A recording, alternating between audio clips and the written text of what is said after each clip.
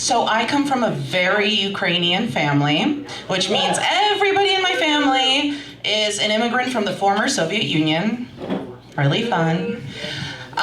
Which means I did not speak English for a very long time as a child. Russian was my first language, and that's all I knew. And Russian culture was all I knew.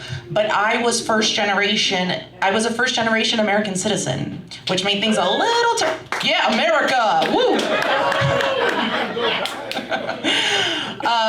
And it was tough. It was tough being a little kid that couldn't fit in. Is anybody else first generation American here? We're immigrants. Where are you from? Colombia. Turn up. That's awesome. Yeah, when did you come here? When? Yeah, when? 44 years ago. Okay, cool. Okay, was it hard assimilating? Yeah. Yeah. Still is happening. But you're not first generation, are you? You moved here, you immigrated, right? Correct, okay, cool, which is a lot harder actually. But anyways, I was growing up as a kid, only speaking Russian in an American world, and I would go to the playground and the kids wouldn't understand me. I damn sure didn't understand them. And my parents put me into Russian daycare where I danced Russian, I sang Russian, I even ate Russian, and if you're wondering what eating Russian is like, it's like eating American, but it's smellier and more aggressive. And I really had only a few phrases to get by with the other kids, and I think they consisted of something like, hi, hello, my name is Faina, and I am hungry, I am thirsty, please, thank you. That wasn't easy, but, I did my best. I think I was always an extroverted kid inside, but very shy when I was a kid. And this daycare was tough because in the outside world, I would learn a little bit of English, but I couldn't bring it into the home, so I was constantly surrounded by Russian culture, and my parents forbade me to bring any American culture or English into the home because they were worried I'd lose my mother tongue. And for those of you who don't speak Russian accent, mother tongue is just mother tongue, like your native tongue. And eventually, my mom did see me suffering a little bit, so she had this brilliant idea to put me into a Chinese immersion school. Not only did I not learn Chinese, I started to learn English in a Mandarin accent. Didn't help me much there either. But then I was very lucky. Oh, well, you should know that in the middle of second grade, I got pulled out because I didn't understand what the fuck was going on. And then my parents actually did a good thing and put me into a Jewish a Jewish second grade to 12th grade.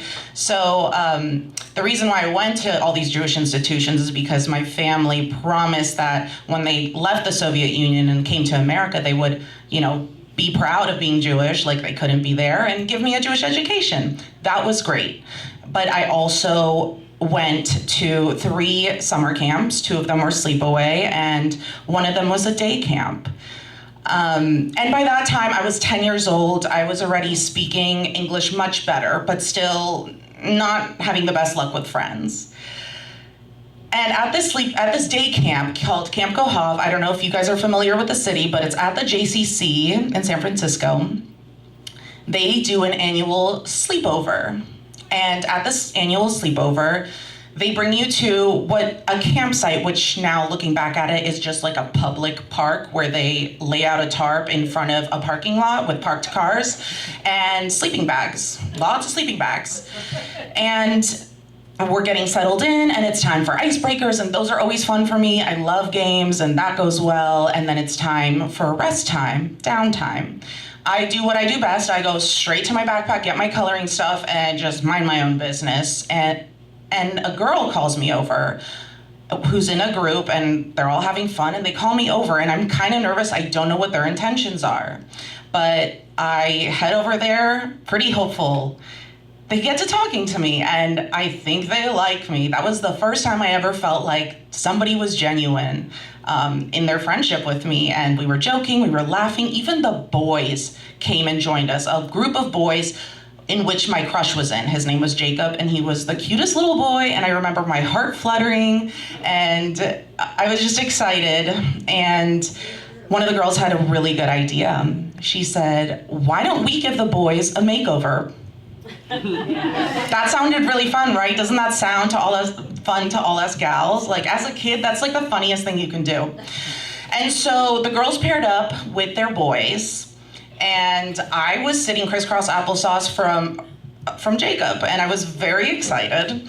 But they start pulling out makeup bags. I'm 10 years old, I don't know what the fuck makeup is. And they have a bunch of eyeshadow, lipstick, and they have enough to share. So I asked them, can I borrow something? Because I have nothing. I have gel pens, but that doesn't sound right.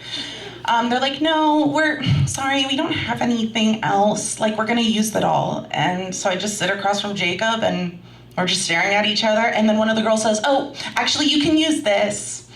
And she hands me hot pink nail polish. Really fun. I was like, I could be creative with this. So Jacob and I are staring at each other. And I open my hand and he's like, are you gonna paint my nails? I look at what the other girls are doing and I go, I'm gonna give you eyeshadow.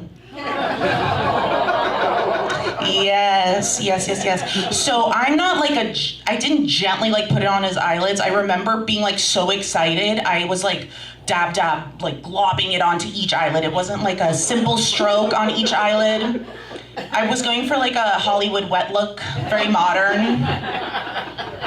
And we were having the best time for all of 3 seconds until he started to scream bloody murder and crying out for his mom. He is flailing his hands like he is uncontrollable, and I'm just sitting there like, I'm telling you, from butterflies in my heart to my heart in my butthole, I am so scared. I am so scared because I know at that moment something's very wrong. He won't stop screaming, he won't stop crying. Everybody circles us. And they're just wondering what happened and why this kid is like crying out for his mom. And they're basically watching him burn alive. No one's doing anything. And I thought if anything couldn't get worse, I hear the sound of sirens getting closer and closer. They park in this weird parking lot, rush straight through the crowd, and take Jacob on the stretcher, and they go away. He's gone. Everybody's left to look at me. I nod. And I start crying on my way to the sleeping bag. I go into the sleeping bag, zip it up over my head, and suffocate slowly. But I knew it's what I deserved. At this point, I heard the kids like having fun, and I was like, I don't deserve that. And they were eating dinner, and I was like, I'll starve. And I was just breathing. I was reusing the same breath for hours. I knew I didn't deserve to see the light of day. Something really bad happened, and truly I was preparing myself for jail. Like, I knew this was jail. This wasn't even juvenile hall, this was jail. And then while I'm in this sleeping bag, suffocating, sweating, dying, one of the kids yells, he's back. I pop my head out of the sleeping bag right away to see what happened to poor little Jacob. And the first thing I see when the ambulance doors open is 2 hands kind of like zombie-like coming out. And I'm like, shit, I killed him. This is his zombie version. Like, this is jail. This is prison. This is adult prison. And he does come out, and he seems actually kind of alive, but the problem is he has eye patches on each eye.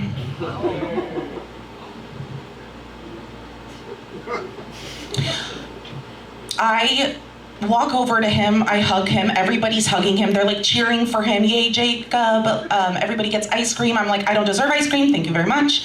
But the paramedics stick around, and they're like, hey, he should recover. We're gonna keep an eye on him. This isn't gonna be an easy recovery, but can we have a word with the person that did this? So I walk over, and they're at eye level with me. They're like, little girl, did you do this? Yeah, I did. You know, this was very, very bad. He is damn near blind right now. No one's laughing, that's probably fair. And I learned my lesson then and there that haunted me for years after. But seriously, boom, that's when like all those friendships that I thought I had and I was very excited for, Dust in the wind. Gone. You guys are so sad for me. It's really sad. And you're probably thinking this is a story about how she lost her newfound popularity, and while you may be right, you are so fucking wrong, because this is a redemption story, because 8 years later, right before high school graduation, I lost my virginity to the man I almost blinded. Thank you so much.